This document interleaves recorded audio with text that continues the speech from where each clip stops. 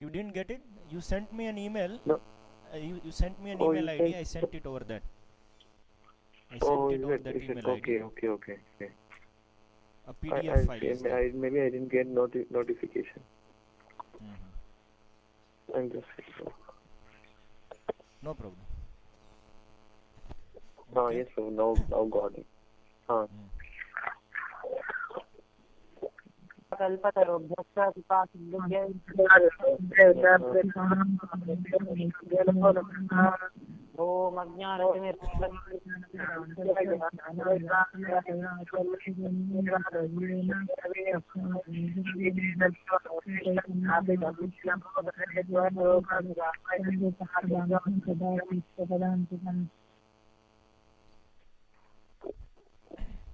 ओम ओम अज्ञानतिमिरान्धस्य ज्ञानाञ्जनशलाकया चक्षुरुन्मीलितं येन तस्मै श्रीगुरवे नमः। श्रीचैतन्यमनोभीष्टं स्थापितं येन भूतले स्वयं रूपः कदा मह्यं ददाति स्वपदान्तिकं। वन्देऽहं श्रीगुरो श्रीयुतपदकमलं श्रीगुरून् वैष्णवांश्च श्रीरूपं साग्रजातं सहगणरघुनाथान्वितं तं सजीवं साद्वैतं सावधूतं परिजनसहितं कृष्णचैतन्यदेवं श्रीराधाकृष्णपादान् सहगणललिता श्रीविशाखान्वितांश्च श्रीकृष्ण चैतन्य प्रभु नित्यानंद श्री अद्वैत गदाधर श्रीवासादि गौर भक्तवृंद।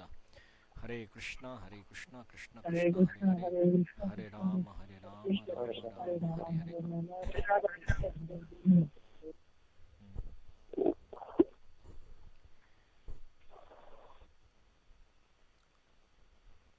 तो हम कल दामोदर लीला के प्रथम 4 श्लोक का अन्वय किए थे और अन्वय करने के बाद एक प्रैक्टिस किए थे जो कि खास हिंदी जो जानते हैं उनके लिए अच्छी है ये प्रैक्टिस कि अन्वय करने के बाद हम श्लोक के ही पद के क्रम में, पद की सीक्वेंस में उसको अनुवाद करके देखने का प्रयास किए थे कि उस प्रकार से इसमें कैसे अलंकार हो सकता है। क्योंकि हम जब ये सब श्लोक बोलते हैं या मान लीजिए कि संसार दावानल इत्यादि गाते हैं रोज, तो हम संस्कृत में गाते हैं और संस्कृत में गाने पर यदि अन्वय से ही हमको अर्थ पता चल सकता है तो हम अर्थ के ऊपर चिंतन नहीं कर पाएंगे। इसलिए ध्येय ये है, पर्पस ये है कि बिना अन्वय के हमारा अभ्यास इतना हो जाना चाहिए अन्वय से कि बिना अन्वय के भी हम श्लोक सीधा समझना शुरू कर सकें। तो इसके लिए हर बार अन्वय करने के बाद वापस आकर के बिना अन्वय के उसको अनुवाद करके हिंदी में, इंग्लिश में संभव नहीं हो पाता है, तमिल का मुझे पता नहीं, लेकिन हिंदी में काफ़ी हद तक सेट होता है। तो वो हमने थोड़ा अभ्यास किया था पिछले 4 श्लोक के ऊपर और फिर हमने गुरुवष्टक के ऊपर भी ये अभ्यास किया था, संसार दावानल के ऊपर। तो हम 4 श्लोक में एक बार वापस पढ़ जाऊंगा और फिर हम आगे श्रीधर स्वामी विरचिता भावार्थ दीपिका से आगे शुरू करेंगे। लक्ष्मी नारायण, आपको मैंने जो ईमेल भेजा है उसमें यूट्यूब चैनल की लिंक है जहाँ पे ये सब अपलोड हो रहा है। स्पेशल इसी के लिए यूट्यूब चैनल बनाई है, तो पिछले 2 सेशन भी अपलोड हुए हैं वहाँ पे, तो आप उसमें जब आप सुन लेंगे तो आपको पिछला जो हमने किया है थोड़ा समझ में भी आ जाएगा।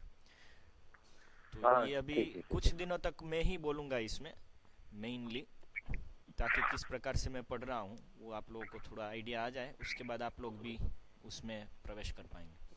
श्री शुक उवाच एकदा गृहदासीषु यशोदानन्दगेहिनी कर्मान्तरनियुक्तासु निर्ममन्थ स्वयं दधि यानि यानि गीतानि तद्बालचरितानि च दधि निर्मन्थने काले स्मरन्ति तान्यगायत क्षौमं वासः पृथुकति तते बिभ्रति सूत्रनद्धं पुत्रस्नेहस्नुतकुचयुगं जातकम्पं च सुभ्रुः रज्ज्वाकर्षश्रमभुजचलत्कङ्कणौ कुण्डले च स्विन्नं वक्त्रं कबरविगलन्मालती निर्ममन्थ तां स्तन्यकाम आसाद्य मथ्नन्तीं जननीं हरिः गृहीत्वा दधिमन्थानं न्यषेधत्प्रीतिमाहवन्।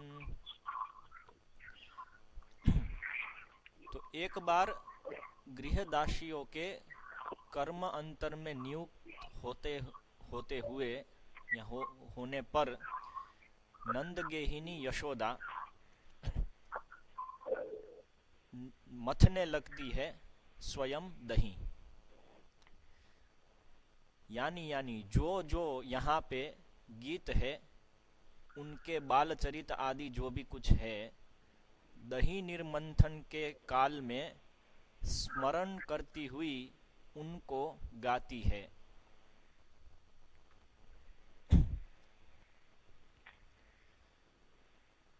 वे यशोदा शुभ्रू हिलती हुई क्षोम रंग के सूत्र नधवास अर्थात कपड़े हैं उनके, वो हिल रही है, शेकिंग, कांप रही है, ये मंथन करने के कारण दही के। और पुत्र स्नेह से उनके जो दो स्तन है, पुत्र स्नेह से स्नुत है जिनके दो स्तन, और जात कंप भी उसमें जो हो रहा है, ऐसी सुभ्रू यशोदा रज्जू के आकर्ष के श्रम से भुजाएं चालन कर रही है, कंकण और कुंडल भी चालन कर रहे हैं, जिनके स्विन्न वक्त्र कबर अर्थात केश जिसके ऊपर अभी गलन आ गए हैं, ऐसी होकर के मालती यशोदा मंथन कर रही है।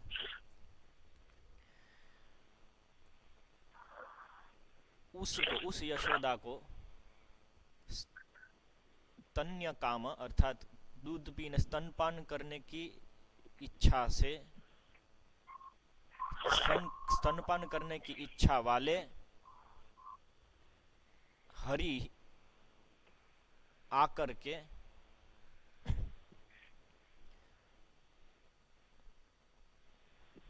मंथन करती हुई उनके पास आकर के, मथनतीम जननीम हरि, माता मंथन करती हुई उस माता के पास आकर के दधि मंथानम अर्थात मंथन करने वाली मथनी को गृहीत्वा, मतलब पकड़ करके मथनी को, गृहीत्वा दधि मंथानम पकड़ करके मथनी को, न्यषेधत रोक देते हैं, प्रीतिम आवाहन, प्रीति आवाहन आह्वान करते हुए। ये थोड़ा उसी प्रकार से मैं श्लोक के सीक्वेंस में मैंने अनुवाद करने का प्रयास किया। यहाँ पे मैं सोच रहा था प्रीतिम आह्वान जो शब्द है, कलम ठीक से शायद इसको और गहराई से समझ सकते। प्रीतिम आह्वान, आह्वान मतलब आवाहन करना, डिमांड करना, या जो भी, उसको डिमांड करना नहीं कह सकते, लेकिन आवाहन करना मतलब बुलाना, मांग करना या इंस्टिगेट करना। तो ये रोक करके हरि भगवान कृष्ण यशोदा में जो प्रेम है कृष्ण के प्रति, उसको अपील करते हैं, ऐसा कह सकते हैं, उसका आह्वान कराते हैं, मतलब और उसको वृद्ध वर्धन कराते हैं कि हाँ मुझे प्रेम दो, ऐसे इस तरह से। ये यहाँ पे आचार्य गण भी आगे बताएंगे, ये यहाँ पे इसलिए वो रोक लिया है दधि मंथन कि जिससे यशोदा में प्रीति ज्यादा उद्भूत हो, ऐसे। तो अभी श्रीधर स्वामी विरचिता भावार्थ दीपिका। अभी जैसे हम आगे बढ़ेंगे कमेंट्री में, टीकाओं में, एक चीज ध्यान रखिए, बाजू में आपके पास श्लोक तैयार होने चाहिए। ये जो श्लोक, 4 श्लोक के ऊपर टीका होने वाली है, बिना श्लोक आंखों के सामने हुए, या तो आंखों के सामने नहीं रखना है, आप स्मृति शक्ति में रखिए, बेस्ट है, कोई बात नहीं। लेकिन यदि स्मृति शक्ति में नहीं रह रहा है तो आंखों के सामने होना चाहिए, क्योंकि यहाँ पे जो आचार्य गण है वो एक भी वाक्य सामान्य रूप से पूरा नहीं करते हैं। वाक्य की दृष्टि से आप देखेंगे, जैसे आज तक जो आपने सब संस्कृत वाङ्मय थोड़ा बहुत जो पढ़ा होगा संस्कृत के अभ्यास में, तो उसमें तो पूरे वाक्य होते हैं। शास्त्र के भी जब आप श्लोक लेते हैं तो पूरे वाक्य होते हैं, उसमें कर्ता, कर्म, क्रियापद ये सब होता है, अर्थात उनका आपको अन्वय हो जाता है। किंतु आचार्य जब इसके ऊपर टीका करते हैं तो वे केवल नोट्स दे देते हैं, ऐसा समझिए। प्रभुपाद जो टीका करते हैं उसमें पूरे वाक्य हैं, इंग्लिश में जो टीका की है, लेकिन आचार्य जो टीका कर रहे हैं उसमें क्या होता है, बहुत बार ऐसा होता है कि वाक्य कभी पूरा होता ही नहीं है, क्योंकि क्या है, वो जो टीका कर रहे हैं वो ब्राह्मणों के लिए कर रहे हैं। जो लोग को श्लोक से सब कुछ पता चल गया है, अभी उसके अंदर क्या गहराई है वो केवल दिखाने की बात है। तो इसलिए सामने श्लोक होना चाहिए, अन्यथा समझ में नहीं आएगा, अटकेंगे। तो यहाँ पे हम अभी श्रीधर स्वामी विरचिता भावार्थ दीपिका, श्रीधर स्वामी द्वारा विरचित भावार्थ दीपिका नामक टीका। तो श्रीधर स्वामी अध्याय को शुरू करते हैं श्लोक से, 2 श्लोक से। नवमे पय उद्रिक्तौ गत्वा गोप्यथ तत्कृतम् विलोक्य भाण्डभंगादि कृष्णं दाम्ना बबन्धतम् तनूदराश्रितं विश्वं दृष्ट्वा विस्मितचेतसः बंधन SMS आए बंधन द्व्यंगुलात् पूर्त्या पूर्णताम अन्वदर्शयत। तो नवमे में अर्थात नवम अध्याय में, इस अध्याय में, ये जो नवमा अध्याय, ये नवमा अध्याय है ना, सही? हाँ, नवम अध्याय। नवम है क्या? नवम अध्याय, नवम है ना। हाँ, पय उद्रिक्तौ, अभी उद्रिक्तौ क्या है मुझे नहीं पता है। गत्वा गोपी अथ तत्कृतम विलोक्य भांड भंगादि कृष्णम दामना बबंधतम। तो यहाँ पे मुझे पता नहीं है पय उद्रिक्तौ क्या होता है, लेकिन ये जो आ रहा है ना उससे पता चल गया कि जो दूध है वो उबल रहा है, उछल रहा है, बाहर आ रहा है। तो उसको हटाने के हेतु से पय उद्रिक्तौ गत्वा, जा करके गोपी मतलब यशोदा, अथ तत्कृतम, उसके बाद तत्कृतम, कृष्ण के द्वारा कृतम, विलोक्य, क्या, भांड भंगादि, देख करके भांड भंगादि, कृष्णम तत्कृतम विलोक्य भांड भंगादि कृष्णम दामना बबंधतम, कृष्ण को डोरी से बांध देती है वह, उसको कृष्ण को डोरी से बांध देती है, दामना बबंध, 9वें अध्याय में यह आता है। तनु उदराश्रितम विश्वम दृष्ट्वा विस्मित चेतसः, तनु उदर आश्रितम, कि उसके शरीर में, उदर में आश्रित पूरा विश्व है, उसको देख करके, आश्रित विश्व को देख करके, विस्मित चेतसः, विस्मित चेतना है जिसकी, ऐसी यशोदा के द्वारा, या ऐसी द्वारा तो नहीं है, यहाँ पे तृतीया नहीं है, चेतसः मतलब पंचमी है, कि विस्मित चेतना से, या विस्मित मन से, यहाँ पे चेतना मतलब यहाँ पे मन है, बंधन द्व्यंगुल्यात् पूर्त्या पूर्णताम अन्वदर्शयत, तैसी चेतना से बंधन किया। दो, अभी कुछ मुझे पूरा नहीं पता चल रहा है, लेकिन यह पता चल रहा है कि बात ये हो रही है कि 2 उंगली कम होती जा रही है, होती जाती है, तो उसको पूरा करके, उसकी पूर्ति के द्वारा, 2 उंगलियां पूर्तिया पूर्णताम अन्वदर्शयत, अर्थात पूर्णता दिखा रही है अपनी भक्ति की, कि भक्ति कैसे पूर्ण है, उसको दर्शन कर रही है। किसमें? 9वें अध्याय में।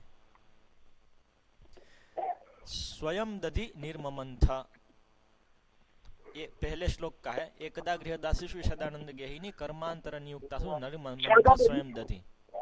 तो उसको श्रीधर स्वामी कह रहे स्वयं दधि निर्ममंथ, केवल इतना ही कह रहे हैं, अन्वय करके थोड़ा सा दे दिया वो, स्वयं दधि निर्ममंथ, निर्ममंथ स्वयं दधि था उसका, ऐसा करके केवल दे दिया।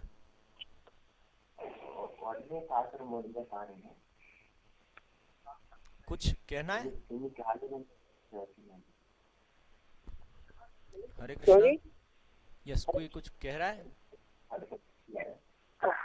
अरे तो ये बंधन जो है अंगुला अंगुला पूर्तिया अपूर्तिया, मतलब कि बंधन के लिए 2 उंगली अपूर्ण अपूर्ण थी, ऐसा करते हैं। हाँ, अंगुला अपूर्तिया, अपूर्ति से। अपूर्तिया मतलब 2 उंगली बंधन के लिए अपूर्ति थी, मतलब कमी थी। हाँ, ऐसा है, अपूर्तिया है। और फिर पूर्णता मन्व दर्शयत, ऐसा बता रहे हैं इसमें।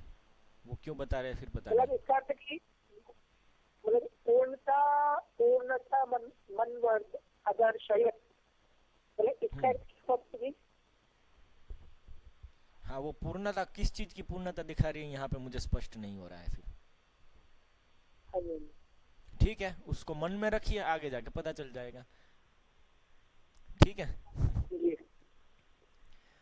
तदा च अगायत इति चकार अन्वयः।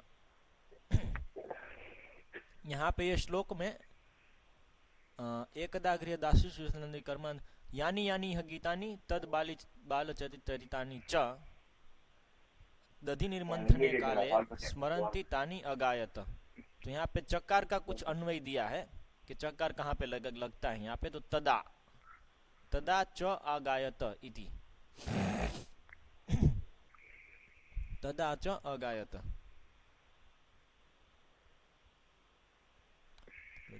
काले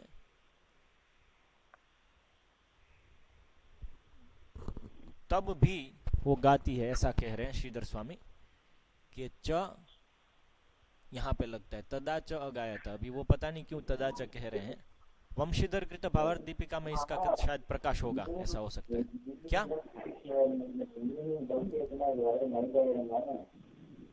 ये कौन बोल रहा है? लक्ष्मी। पीछे कौन बोल रहा है? लक्ष्मी नारायण बोल रहे हैं? No. Here someone speaking. Sorry. अच्छा, someone. I thought you are saying something, but your voice is so low. No. Sorry. Okay. Sorry. No. तो श्रीधर स्वामी कह रहे तदा च अगायत इति चकार अन्वयः। तो च यहाँ पे श्लोक में कहाँ पे अन्वय कर रहे हैं उस बारे में श्रीधर स्वामी बता रहे हैं। तदा च अगायत, तब भी वो गाती है, ऐसा। अभी वो कैसे लगेगा वो मुझे पता नहीं है श्लोक के अन्वय में चकार। इस तरह से शायद वंशीधर ने स्पष्ट किया हो, तो आगे हम देखेंगे टीका में। सूत्रनद्धम कांचीबद्धम, तो यहाँ पे जो श्लोक में सूत्रनद्धम है, तीसरे श्लोक में, अभी तीसरे श्लोक का चल रहा है ना। क्षौमम वासव पृथु कटी तटे बिभ्रति सूत्रनद्धम। तो सूत्रनद्धम का अर्थ क्या है? कांचीबद्धम। कांचीबद्धम मतलब कमर में बंधा हुआ। कांचीबद्धम, कमर में जो सूत्र होता है उसमें बंधा हुआ। तो वो क्या है? क्षौमम वासः। क्षौमम वासः सूत्रनद्धम क्षौमम वासः। जो क्षौम रंग का जो कपड़ा है, जो साड़ी है, वो सूत्रनद्धम है, कमर में बंधी हुई है। कमर में जो सूत्र होता है उसके द्वारा बंधी हुई है। तो सूत्रनद्धम कांचीबद्धम। क्षौम एक प्रकार का रंग है, आगे आएगा, कोई टीका में आएगा। रज्जोः आकर्षेण श्रमः ययोः तयोः भुजयोः चलन्तौ कंकणौ च। अभी देखिए, ये सब केवल क्लेरिफिकेशन दिया है। यहाँ पे श्लोक है तो यहाँ पे आता है रज्ज्वाकर्ष श्रम भुज चलत कंकणौ कुंडले च। तो यहाँ पे कहते रज्जु, तो रज्जु जो शब्द उपयोग हुआ है, तो रज्जो हो उसका अर्थ है, रज्जो हो, क्योंकि ये समास है ना।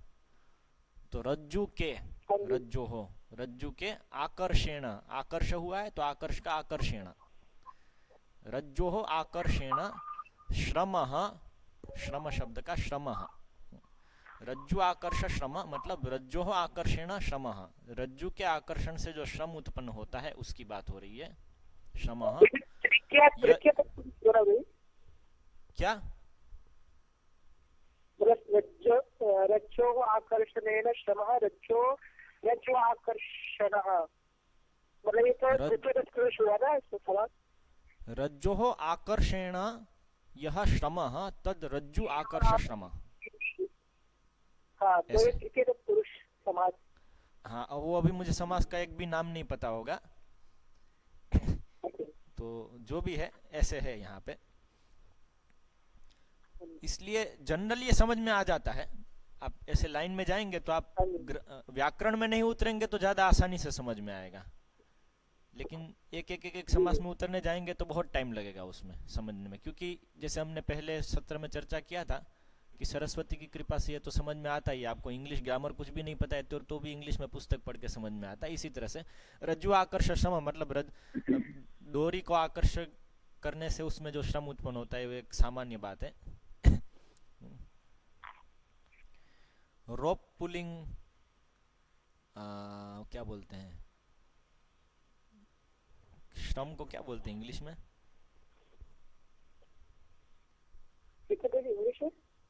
एफर्ट। रोप पुलिंग एफर्ट, रोप पुलिंग एफर्ट ऐसा बोलेंगे समझ में आ जाएगा।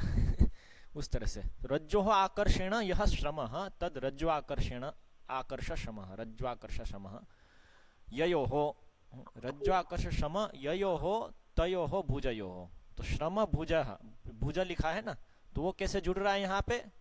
तो रज्जो आकर्ष श्रम भुज का अर्थ है रज्जो आकर्षेण श्रम ययोः तयोः भुजयोः। रज्जु के आकर्षण से श्रम जिसका उत्पन्न हो रहा है ऐसी भुजाओं का, तयोः भुजयोः चलन्तौ कंकणौ च, ऐसी भुजाओं का चालन और भुजा में जो कंकण है उनका भी, चलत कंकणौ। तो भुजा का चालन और उसमें जो कंगन है उनका चलन, कंकणौ च, ऐसे समझ में आया? रज्जो आकर्षण श्रमः ययोः तयोः भुजयोः, रज्जु से के आकर्ष से जो श्रम है वो जिनका है, ययोः तयोः उनका, अर्थात भुजा का, उनका मतलब भुजा का, यहाँ पे ययोः तयोः भुजयोः ऐसे भुजा का श्रम। हाँ, तो रज्जो आकर्ष श्रम भुजा, इसका विस्तार किया। रज्जोः आकर्षेण श्रमः ययोः तयोः भुजयोः, तयोः मतलब भुजयोः ऐसे। तो वो एक एक करके क्लियर करते हैं। तो ययोः तयोः भुजयोः जो है वो षष्ठी में ही दिया है ना, तो वो भुज का विस्तार है, भुज शब्द का विस्तार है कि ये श्रम जिसका है ऐसे का, अर्थात भुजाओं का ऐसे। तो यहाँ पे भुज चलत के साथ जो लगाया है, चलत के साथ भुज षष्ठी विभक्ति से लगाया है, भुजयोः चलन्तौ, भुजयोः चलत ऐसे, फिर चलत का आगे चलन्तौ और कंकणों कर दिया, कंकणों का तो ऐसे ही रख दिया। तो रज्जु के आकर्षण से जो श्रम उत्पन्न होता है जिनका, उनका अर्थात भुजाओं का चालन और कंगनों का भी चालन ऐसे। उस तरह से कंकणों यहाँ पे दिया है तो कुंडल भी समझ लेना है उसमें, क्योंकि कुंडल भी दिया है श्लोक में। तो श्लोक का केवल इतना भाग स्पष्ट किया श्रीधर स्वामी ने, इसको हमको श्लोक में फिर लगा करके देख लेना है कि कैसे है। तो श्लोक जब समझ में आता है उसकी जो विस्तार है वो यहाँ से समझ में आता है, फिर हमको श्लोक उस दृष्टि से देखना होता है जहां पे ये बता रहे उस तरह से। कबरात केशपाशाद विगलन्त्यः मालत्यः यस्याः सा।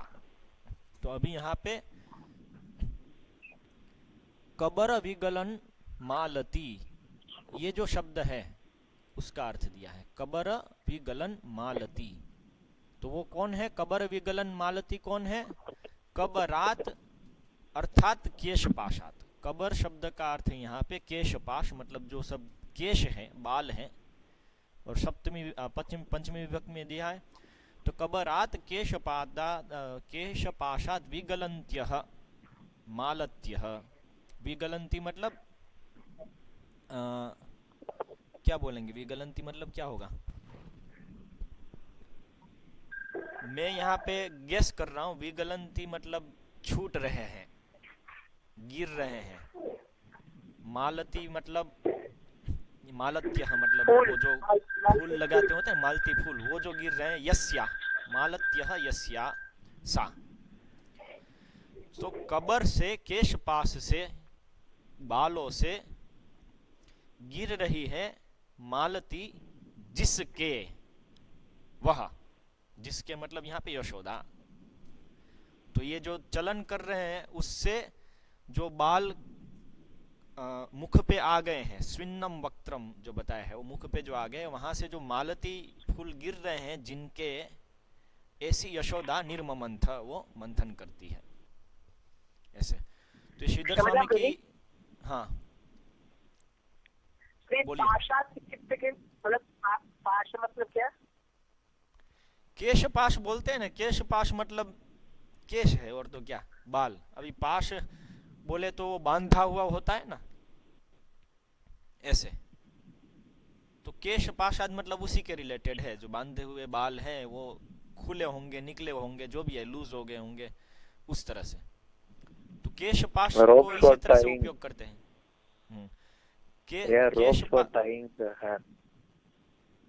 रोप फॉर ट्राइंग हेयर, वो किसी प्रकार से बांधा होगा, गांठ मार के बांधा होगा, मे बी। तो किसी प्रकार से बंद। केशपाश मतलब, केशपाश शब्द सामान्य रूप से उपयोग होता है जो केश स्त्रियों के होते हैं, बंधे हुए केश जो होते हैं, उसके लिए उपयोग हो जाता है ये शब्द। तो इसलिए केशपाश मैंने इसी प्रकार से शास्त्र में देखा है। अभी वो बंधे हुए थे, एग्जैक्टली ये बताना चाह रहे हैं कि नहीं वो मुझे पता नहीं है, लेकिन सामान्य रूप से वैदिक संस्कृति में स्त्रियां बाल बांध के रखती है। तो अभी किस प्रकार से बांध के रखे होंगे, क्योंकि चोटी बांध के रखते हैं तो वो हिलाने से, मतलब दधी मंथन करने से वो तो ढीला नहीं होता है, तो किसी और प्रकार से बांध के रखे होंगे, ऐसा हो सकता है, ऐसा हम गेस कर सकते हैं। लेकिन वो डिटेल यहाँ पे हमको प्राप्त नहीं हो रही है, तो इसलिए अच्छा है उसमें गेस नहीं करें। कहने का तात्पर्य इस श्लोक का इस प्रकार से है कि वो हिलने के कारण केशपाश जो चाहे मुख के मंडल पे आ रहे हैं, उसमें से मालती गिर रही है, ऐसी जिसका हो रहा है वो यशोदा निर्ममंथ मंथन कर रही है। तो अभी ये थोड़ा सा, ये जो हमने भावार्थ दीपिका से थोड़ी डिटेल जानी, उसको हम वापस जाते हैं श्लोक पे। ऐसा हमको हमेशा करना है, जैसे डिटेल जानते हैं हम, तो एक बार डिटेल समझ कर फिर वापस श्लोक में आकर के अभ्यास करें उसका। तो श्लोक का हम देखें कि इसमें निर्ममंथ क्रियापद है कि मंथन कर रही है। कौन? तो यशोदा। अभी यशोदा कैसे श्लोक में नहीं है यशोदा, क्योंकि वो पहले आ गया है, लेकिन उसके विषय में 3 चीज उपयोग की है, बिभ्रति, सुभ्रूहु और मालती। कबर विगलन मालती, ये 3 प्रथमा विभक्ति है। कबर विगलन मालती ये यशोदा के लिए शब्द उपयोग हुआ है। सुभ्रूहु ये उनके लिए उपयोग हुआ है। बिभ्रति अर्थात हिलती हुई, उनके लिए उपयोग हुआ है। जो हिलती हुई है वो बिभ्रति। तो जो हिलती हुई है उसके पृथ्वी, जो पृथु कटी तट है, मतलब जो बड़ा कटी तट है, कटी तट मतलब जो कमर है, उस पे सूत्र के द्वारा बंधा हुआ क्षौमवास जिसका है, वह उनके जो पुत्र स्नेह युत कुच युगम जात कंपम च जो है उनके, ऐसी सुभ्रू जिसके, ऐसी कबर विगलन मालती जो रज्ज्वाकर्ष श्रम भुज चलत कणकण कुंडले, वो जो सब रज्ज्वाकर्षण के कारण जो चालन हो रहा है, कंगनों का चालन हो रहा है और कुंडलों का चालन हो रहा है, उसके बालों से मालती गिर रही है, ऐसी यशोदा निर्ममंथ मंथन कर रही है। तो यहाँ पे अभी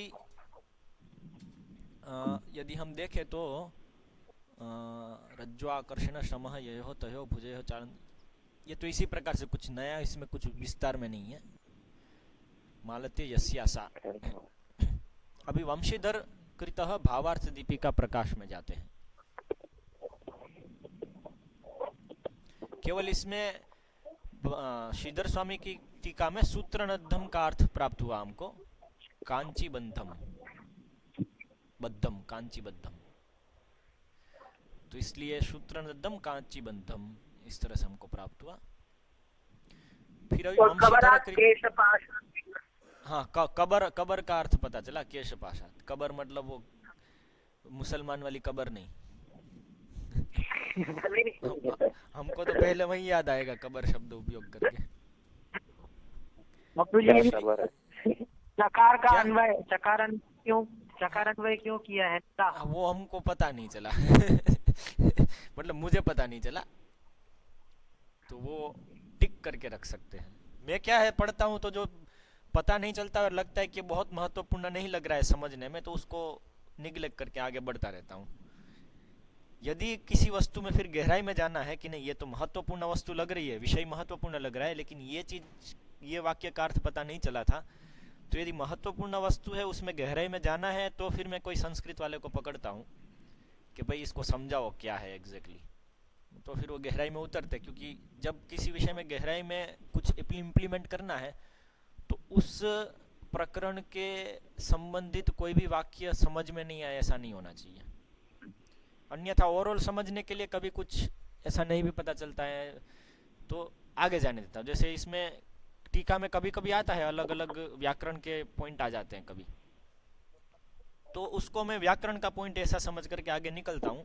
यदि उससे कोई कंक्लूजन नहीं निकाल रहे हैं, तो कंक्लूजन यदि निकाल रहे हैं, यदि निर्णय कोई निकाल रहे हैं, तो फिर मुझे उसमें गहराई में जाना पड़ता है। ऐसे तो मैं ये पद्धति का उपयोग करता हूँ पढ़ने में। इसलिए अभी भी मैं जो पढ़ रहा हूँ इसमें जरूरी नहीं है हर एक चीज का, हर एक शब्द का अर्थ मुझे पता हो, और जहाँ अर्थ आवश्यक पड़ता है तो पहला मैं चेक करता हूँ वेदावेस की सिनोनिम्स में, मतलब प्रभुपाद के जो वर्ड बाय वर्ड ट्रांसलेशन है उसमें। उसके बाद मैं आगे जाता हूँ यदि कोई डिक्शनरी की जरूरत पड़ती है तो। ठीक है, आगे बढ़ते हैं।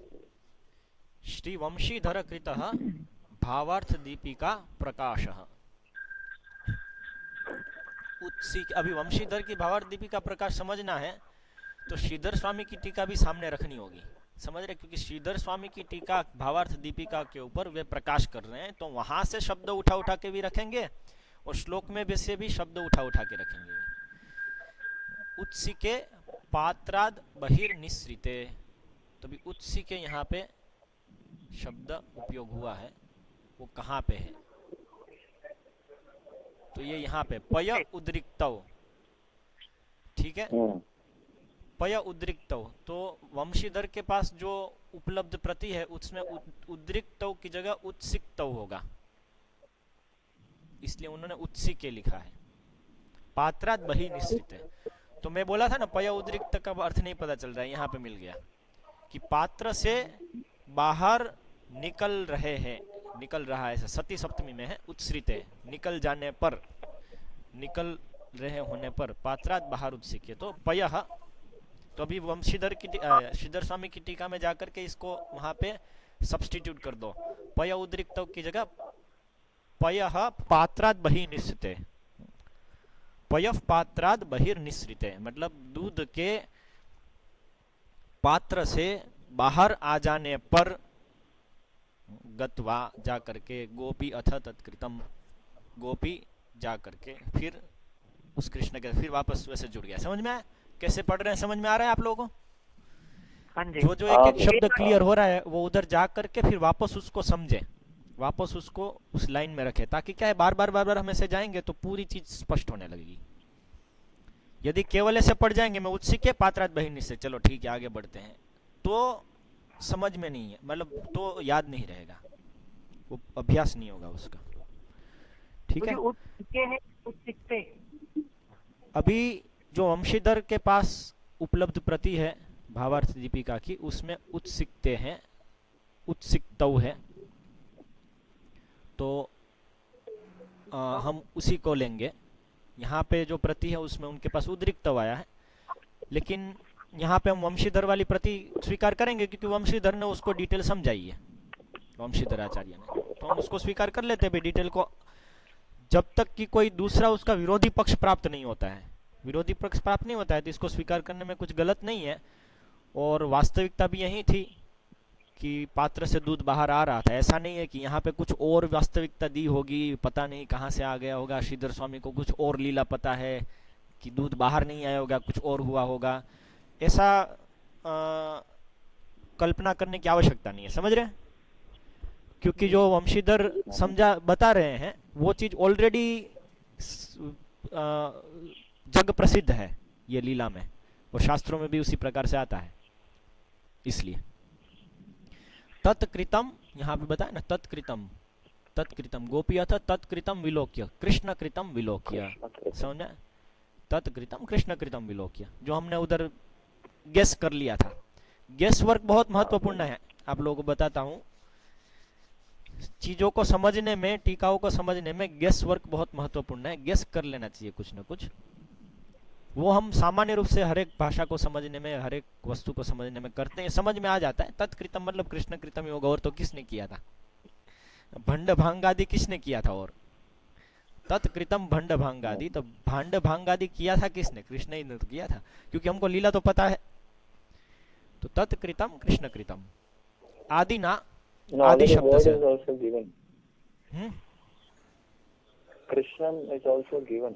नो, वो कृष्णम है दामना बबंध, तम कृष्णम दामना बबंध, उस तरह से कृष्णम दामना बबंध, बांधने के लिए दिया है वो कृष्णम, इसलिए वहां पे आवश्यकता पड़ी तत्कृतम को अनुषंग करने की, कृष्ण कृतम ऐसे।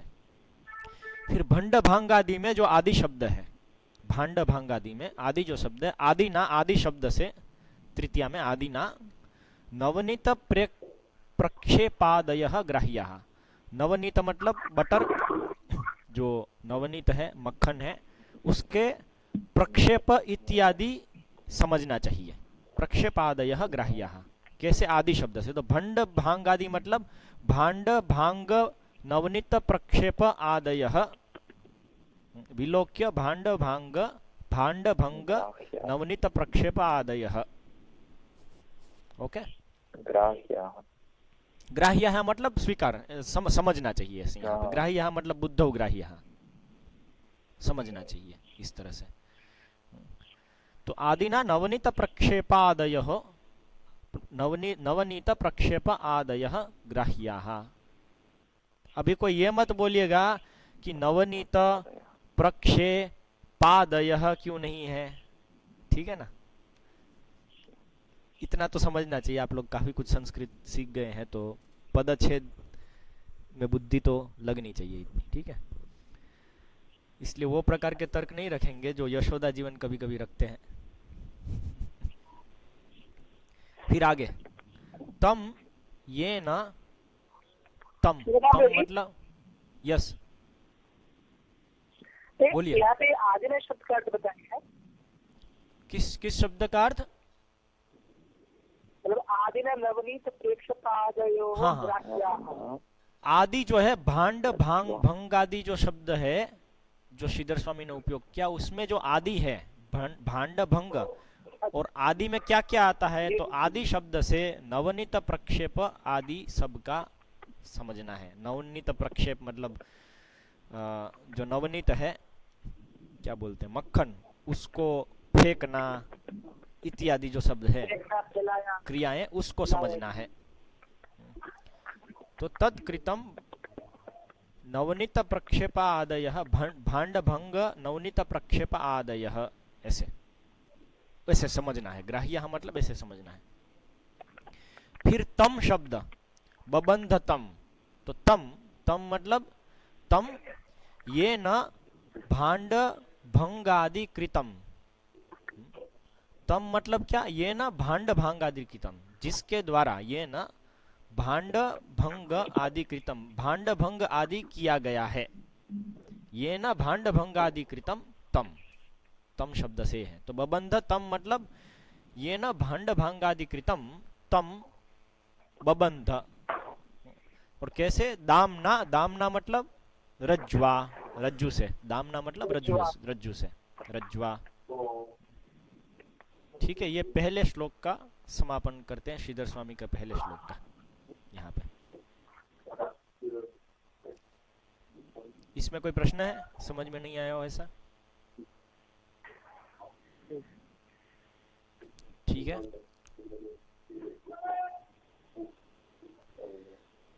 तो समझ में आ रहा है ना? देखिए ये तम ये न भांड भागाधिकृतम इति, बस इतना करके समाप्त कर दिया ना। इसमें कोई वाक्य पूरा नहीं हुआ है केवल एक एक एक, एक शब्द स्पष्ट कर रहे, इसलिए उधर जाकर के फिर उसको देखना होता है।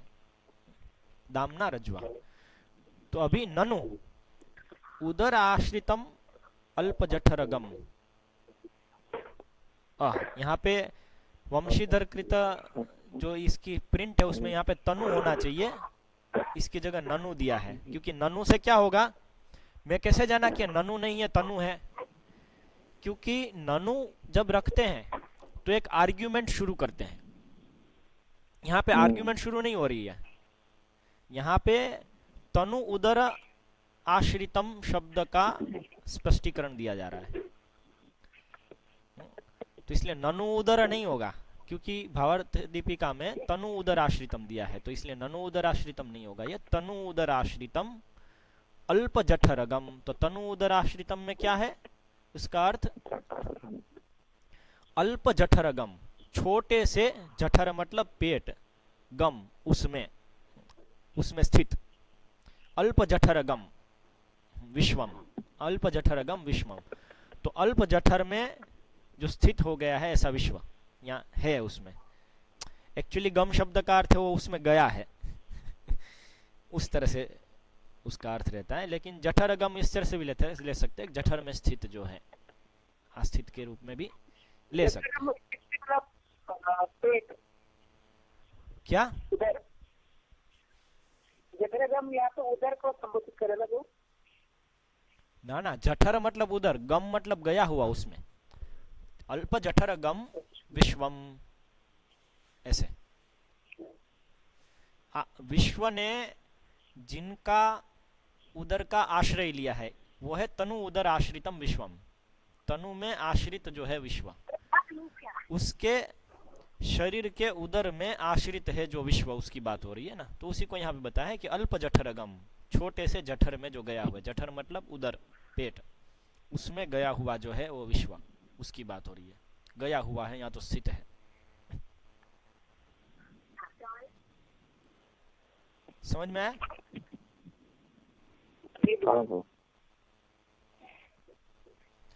अद्भुत धियः, तो अद्भुत धियः शब्द उपयोग हुआ है कहाँ पे? विस्मित चेतसा, विस्मित चेतसा। नहीं नहीं, अद्भुत धियः यशोदायाः बंधने,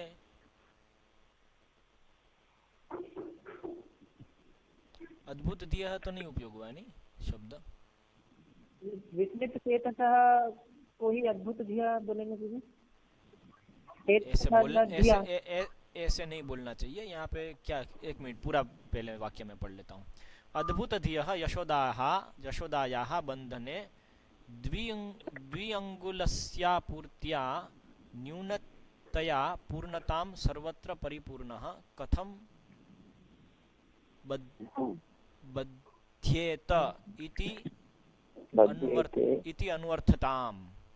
तो अभी यहाँ पे अद्भुत धिया, ये this is for the main shloka Bhagavatam, first one I think. कहाँ पे है अद्भुत धिया? मैं मेन श्लोक में ही देख रहा हूँ। No, this is for, ये तो मेन श्लोक में तो नहीं है, शिवधर स्वामी में है, भावार्थ दीपिका में भी नहीं।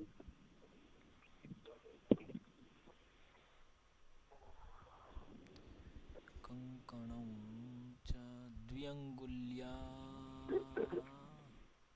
बंधनद्व्यंगुल्या पूर्त्या पूर्णतामन्वदर्शयत्। ठीक है, चलिए ये अपना शब्द है उनका। अद्भुत धियः यशोदायाः बंधने, बंधन क्या भावार्थ भावार्थ श्लोक में ज्यादा दराश्रित तो यथा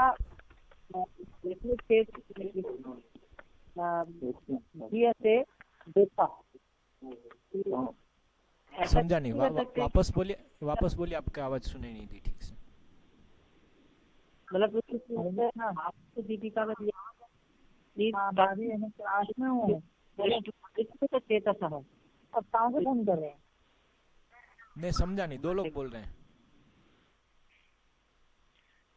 15 मिनट में करोगे? हरे कृष्णा। हरे कृष्णा, आपकी आवाज सुनाई दे, लेकिन आप 2 लोग बोल रहे थे, मुझे समझ में नहीं आया।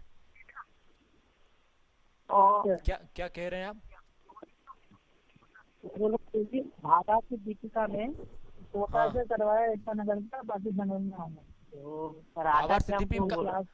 भावार्थ दीपिका में क्या? तो भावार्थ दीपिका में श्लोक में इधर स्वामी जो श्लोक उद्धृत हुए दूसरा वाला, उसमें जैसे लिखा है तनु दराश्रितम विष्णुम दृष्ट्वा विस्मित चेतसः। तो जब यशोदा माई ने देखा कि उनके उदर में पूरा विश्व है, तो वो विस्मित चेतस हो गई। तो ऐसे कैसे नहीं कर सकते कि अद्भुत धियः यशोदायाः, ये यशोदा ही विशेषण है। अद्भुत हो सकता है विस्मित चेतसः की जगह अद्भुत धियः होगा उसमें, उनके पास जो उपलब्ध है प्रति उसमें, तो इसलिए अद्भुत धियः यशोदायाः ऐसे लिया हो सकता है। तो चेतस बंधने द्विउंगुलिया आपूर्त्या, बंधने द्विअंगुलस्य अपूर्त्या, न्यूनतया, अपूर्त्या मतलब न्यूनतया, मतलब कम होने पर, कम होने से, तृतीया में है। तो यशोदा के बंधन में 2 उंगलियों के अपूर्त्या मतलब कम होने से, न्यूनतया, पूर्णताम सर्वत्र परिपूर्णः, पूर्णता मतलब सब जगह पे परिपूर्णः, कथम बध्येत इति अनुअर्थताम।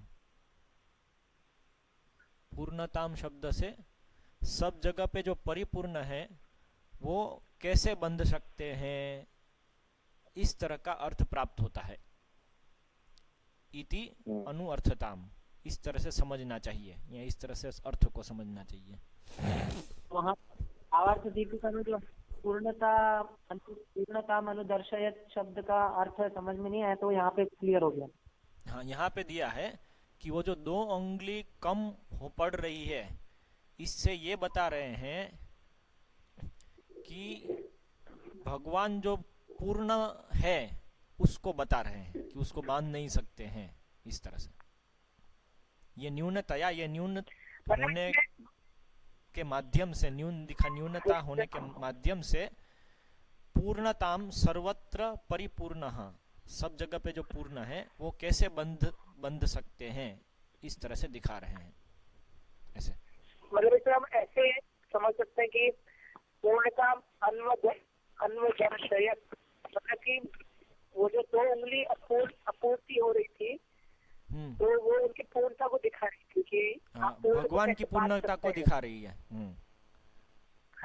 तो जिसके उदर में विश्वम आश्रित है, हाँ, जिसके उदर में विश्वम आश्रित है, उनकी पूर्णता को दिखाया, उनकी पूर्णता को दिखाया। किसने दिखाया? यशोदा ने उनकी पूर्णता को दिखाया, अनुआदर्श है। हाँ, कौन दिखाएगा यहाँ पे? नहीं तो नहीं, मतलब जैसे इसमें जो ऐसा नहीं कि जो 2 उंगली की जो अपूर्ति थी, जो न्यूनता थी, वो भगवान की पूर्णता को दर्शित कर रही थी। दर्शित कर रही थी कैसे? अदर्शयत बताया, दर्शित किया। तो कैसे वो तृतीया विभक्ति में उसका कर्ता कैसे आ सकता है? आप इस प्रकार का प्रयोग कभी देखें? अदर्शयत, तेन अदर्शयत।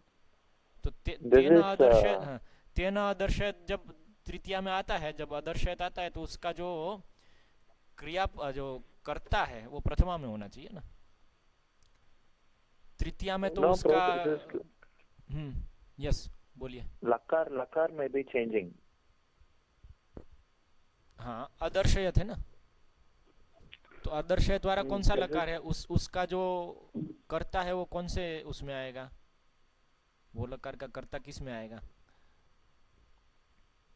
Adarshayat means he showed. He show, lung लकार। He showed. हाँ हाँ, तो उसका जो कर्ता होता है वो कौन से विभक्ति में आता है? प्रथमा। प्रथमा में होता है ना। हाँ तो यहाँ पे प्रथमा में थोड़ी ना है, जो अनुपूर्तिया, ये तो तृतीया में है। यदि बंधन की द्विअंगुली अपूर्ति जो है वो पूर्णता दिखा रही है, तो जो अपूर्ति है वो अपूर्ति ही ऐसे होना चाहिए ना, अन्वदर्शयत, क्योंकि वो प्रथमा में होना चाहिए। जो अदर्शयत इस प्रकार का जो उपयोग है, जो लकार आप कहते हैं, उसमें जब तृतीया में उसके साथ जोड़ते हैं तो तृतीया सामान्य रूप से वो क्रियापद का विशेषण हो जाता है, या तो उस माध्यम से, यहाँ पे उस माध्यम से उसके मतलब करण के उसमें उपयोग हुआ है। इसलिए यहाँ पे जो बंधन करने वाली व्यक्ति है उसके द्वारा ही अदर्शयत होगा ना, क्योंकि जिसके माध्यम से अदर्शयत हो रहा है वो माध्यम कर कौन रहा है, वो करता होगा। कर्ता हमेशा दिखाया हुआ ऐसा जरूरी नहीं है ना। इसलिए यशोदा, क्योंकि दो उंगली के बंधन में दो उंगली कम होना, तो बंधन का कार्य यशोदा कर रही है, इसलिए उसमें दो उंगली कम होने के माध्यम से वो पूर्णता दिखा रही है। या तो कोई और करता है इसका दर्शन दिखाने का, वो हो सकती है भगवान की योग माया, कि ये हो रहा है इसके माध्यम से योग माया ने ये दिखाया, ऐसा हो सकता है। जो भी ऐसा विचार कर सकते हैं। मतलब ऐसा तो, कि दो उंगल की जो अपूर्ति है वो योग माया ने भगवान की पूर्णता दिखाई। अपूर्ति ने पूर्णता दिखाई, तो अपूर्ति जो है वो तृतीया में नहीं रहेगा, वो आएगा प्रथमा में। फिर नहीं, अपूर्ति नहीं दिखाई, अर्थात योग माया ने दिखाई अपूर्ति के माध्यम से, ऐसे। हाँ बस ऐसे, योग माया ने अपूर्ति के माध्यम से दिखाया, या यशोदा ने अपूर्ति के माध्यम से दिखाया, दोनों हो सकता है। यशोदा ने अपूर्ति के माध्यम से दिखाया, ये लेंगे तो ज्यादा नजदीक है, क्योंकि पिछले वाले श्लोक में ऑलरेडी आ गया है, और यहाँ पे यशोदा या बंधने भी लिखा हुआ है, यशोदा के बंधन करने में, ऐसे, तो इसलिए वो डायरेक्ट थोड़ा उसमें कनेक्शन है। फिर आगे नंद अभी पहले श्लोक से वो समझाना शुरू करते हैं, वंशीधर आचार्य। ये कल से लेंगे, 2 बज गए हैं अभी, ये थोड़ा सा लंबा है, फिर 2:15 बज जाएंगे, ठीक है ना।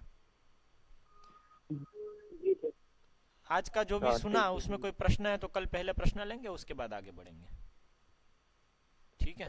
ठीक है। और हम मैं थोड़ा गति भी रखूंगा, ताकि वो एक जो एक्सपोजर होना है, कैसे हम पढ़ रहे हैं उसका, वो एक्सपोजर होना चाहिए, फटाफट पढ़ने का, ताकि क्या है उससे आपको भी समझ में आए कि पढ़ते रहना है कैसे, ठीक है। ओके, हरे कृष्णा। श्रील प्रभुपाद की जय। जय।